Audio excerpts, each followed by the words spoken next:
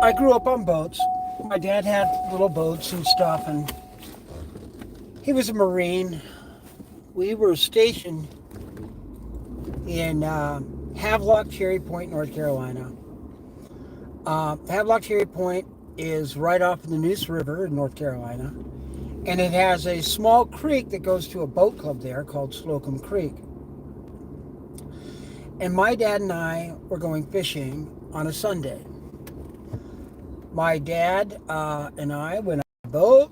He got tired. He wanted to take a nap. He just gave me a heading, which took us basically direct out. We're already on the ocean. We already went out the creek into the Neuse River and then out the Neuse River out to the Atlantic. And he just said, I think he had me head 90 degrees. Basically, head east. And I was, or not even east, he had me head a little bit northeast, or basically a straight line from the coast, because the coast is a little jagged down there. So I headed out, and I just kept the heading. He told me my turns, that's the engine RPMs. I set that RPM, and I just kept it at that. I kept it at that, and he took a nap. Now understand, we started out at 4 in the morning. So he didn't even start taking his nap until it was like 11 o'clock. He just was tired. He wanted to take a nap. We had caught some fish. We had some decent fish on board already. And this is on just a little 27-foot cabin cruiser with a 4-cylinder Volvo inboard-outboard. So you can, it's a small boat. And not fast. I mean, yeah, it just get up enough speed that you could, I learned to ski behind that boat, but still not a fast boat in any means. But I'm putting along, and he wakes up, it's 4 hours later, it's 3 o'clock in the afternoon, and he looks and he doesn't see the shore, and it's overcast, and he goes, "Where are we?" I go, "Well, you gave me the heading, blah, blah, blah, and told me to go, and that's where I am. I'm just on that heading." He goes, "Really?" And he says, "Let's see." And he spins me around, and he spins the boat around. He says, "Close your eyes." He spins me around, and he hides me from the compass. And I knew where the clouds were in the sky. And he goes, "Which way is the shore?" I go, "That way." And I point back. He goes, "Okay." And so he tells me to head. He gives me my heading of 280. And I'm like, "That's no. We want to go back at, and I gave him the correct heading to go back at, and he's giving me just head west. We'll get shore." I'm like, "We'll end up in New Bern, or not New Bern, in Red City, or no." I just kept telling him, "That's wrong." And he's like, "No, you listen to your dad."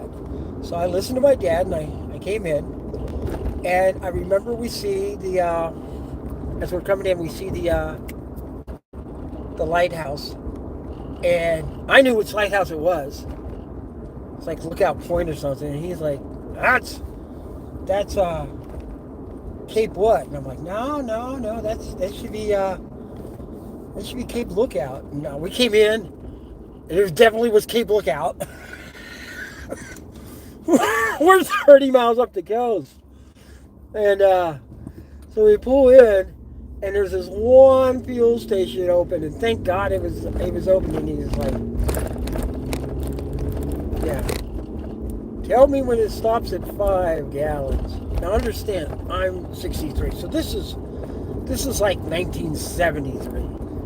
I think fuel costs 50 cents a gallon. And my dad told me to stop at 5. I didn't know he meant 5 gallons. So I stopped him at $5. My dad's, they're just pumping away, they fill up the tank. So my dad didn't have a lot of money on him for that trip. This is the 70s. And I basically spent anything he had that we could got a snack or anything. He didn't want to spend any more than that. We ended up coming down through the canals and everything, the back way into the Neuse. We didn't even pull in to the to our dock. It was 2 or 3 in the morning.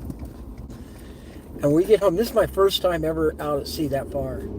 And my mom had the Coast Guard out looking for us. There's no such thing as cell phones. I don't even think, I think we had like a handheld radio, but it's one of those you just turn on in case of emergency. But we weren't in an emergency. To us, we're just running late. But, hey, they went out to sea and never came back. But that was my very first out to sea adventure. And it was fun. I had fun. I don't think my dad was too happy with me putting $5 worth of fuel in the boat when, $5 back in 1973 compared to now is probably more like $50. But, oh well, it was fun. I learned a lot, though. I learned how to keep my bearings, even without using a compass. I could tell by which way the waves were moving, because pretty much the wind blew a one direction mainly, and you could just look at the caps of the waves and you're going, oh yeah. So that's east, that's north, that's southeast, west. Or you knew. How the Hawaiians got around from island to island. They could look at the waves and tell just by how the waves were moving around. They could tell, oh, we are in between this island and that island because that island does this to the waves and this island does that to the waves. And so they knew where they were. Really, those Polynesians are so smart. Come on, they traversed what? I just thousands of miles. I can't remember exact figure, but thousands of miles to find the Hawaiian Islands in about 500 AD. That's pretty cool. Well, I'm to the hardware store. I'm going to go in and get some stuff, but thanks for stopping by. Bye. Like, subscribe, a lot more stories.